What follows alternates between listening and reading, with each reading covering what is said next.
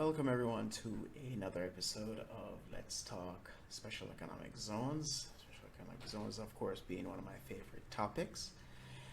Um, I should have probably in the other episodes keep introducing myself.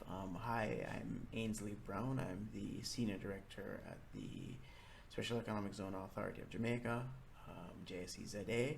I am the Senior Director with responsibility for regulations, policy, monitoring, and enforcement. I know it's quite a mouthful.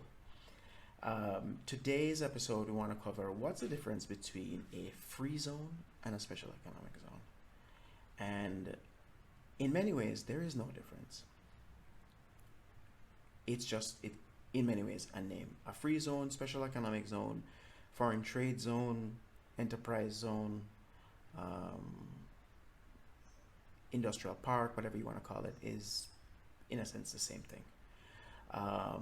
The difference, though, I will tell you, in terms of, at least in Jamaica, there are several policy shifts. So, for example, our free zones of the past were deemed not to be in compliance with or conformity with the World Trade Organization, WTO's,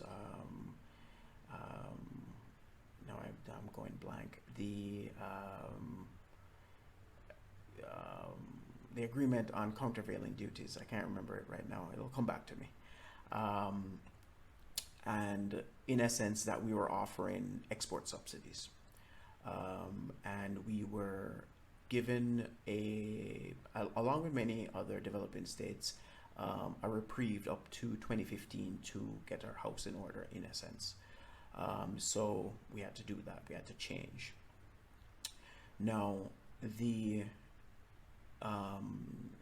other element or change over policy change is that from the free zones of the past, or how Jamaica had its free zone set up, is that there was not as clear a level of customs control in the special economic zone, in the legislation, in the act and regulations. It makes it clear, and even going back to the policy, which helped to shape both, it makes it clear that Jamaica Customs Agency has full jurisdiction over cargo going in and out of a zone.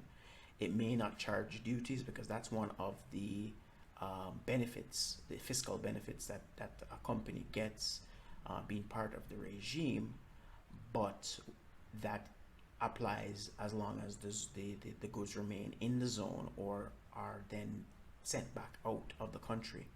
If the goods are brought into the domestic territory for sale or resale, then duties would apply. But customs, even if they're not charging the duties because the goods have remained in the zone, they still have the jurisdiction and the right to monitor what goes in and out of the zone, which they do through the custom management system, the ASECUDA system. So that's a very, very important difference between the two. It is very important from a policy perspective, because Jamaica is looking at this time to ascend to the revised Kyoto Treaty under the World Customs Organization, and that is a requirement under it, that there has to be customs control of free zones, foreign trade zones, whatever you want to term it. So Jamaica is ahead in that regard, and I know that the Customs Agency and its commissioner and the Ministry of Finance are moving apace to get that done. So thank you very much. If you found this at all interesting, could you subscribe, like, share, and leave a comment? Feedback is most welcome.